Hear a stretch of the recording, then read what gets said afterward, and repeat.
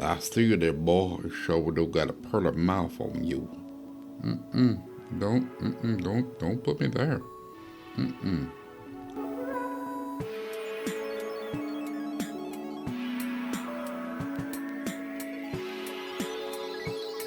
Hello, Governor.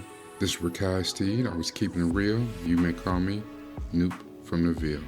We're going over Fallout Season 1, Episode 4. Even though this really kind of applies to Episode 2, 3, 5. We're going to talk about your environment forms you. One thing that's been fascinating about this particular couple of episodes here of Fallout is Lucy's journey.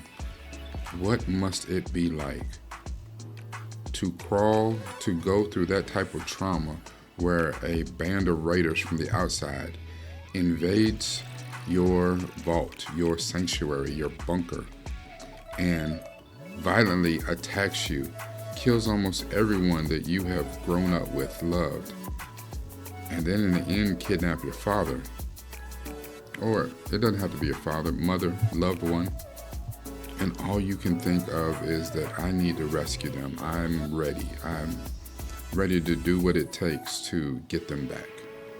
But the moment that you leave that safe sanctuary, you're not prepared for what's outside.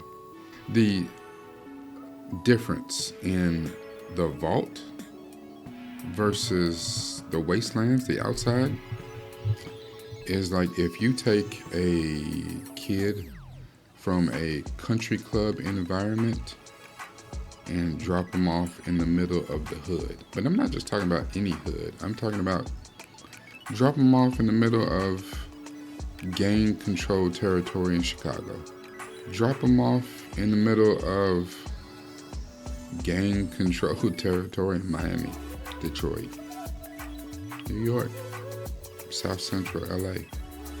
One thing that I used to be able to pride myself on, and notice the word used to, was I was adaptable to the point where I really knew in my spirit, and let me qualify this before I say it, in practically and almost any hood, any street corner, yes, that's why I need to qualify this. In any urban setting in America, you could drop me off and I'd have been perfectly fine. I would have survived and even got to the point where I thrived. And I say that because, I can't say anywhere. Drop me off anywhere and I'm going to be okay. That is not true.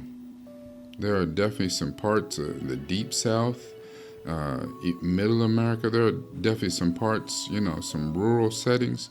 You could not drop me off. I will not be okay. You may never see me again. I see that boy sure do got a pearly mouth on you. Don't put me there. Lucy was very idealistic, but idealistic to the point of naivety, innocence to the point of blissful ignorance. She had no idea how the outside worked. And it made some particularly harrowing confrontations when they didn't have to be that way because she didn't have her head on a swivel. She didn't know what she was getting herself into. As a black man in America, my head is constantly on a swivel. And even when I am perfectly in the right, perfectly lawful, have done nothing wrong, my head stays on a swivel. Stays. Because things can go bad at any moment. And it would be nice if I had the luxury of being able to let my guard down and relax. But I can't. And that's just the way it is. There's something to be said about being in an environment that doesn't want or accept you. And is it really the environment or the inhabitants of the environment? If you are a city person and you are dropped off in the country, I don't know the first thing about being a cowboy. I don't know the first thing about farm life. I don't know a lot And based on my military experience, I do know about being in the wilderness a little bit. I don't like it, but I know about being in the wilderness. Now, that does not by any means, shape, form make me a person who thrives, and I'm not no Duck Dynasty type person. Not at all. But I do have some experience there. But what if you have none? You don't know about wolves, bears, poisonous plants, fruits, berries, where to find water, how to mask your scent. There's so much that you don't know in order to survive. And the same vice versa. Someone who is raised completely rurally, in the wilderness, in the forest, you can't just drop them off in an urban setting and expect everything's going to be okay. It's not. Now, this is very easy to see that there is a difference. And everyone who was in the vault was wealthy. But what is it that they're trying to preserve? Now, the prevailing thought is that they are going to reclaim America. They're going to come out, reclaim the surface, repopulate the surface. That human life will continue. That the American way of life will continue. And they've even fooled themselves with projections of cornfields in Nebraska, and they even carry on doing things the way they were before the bombs.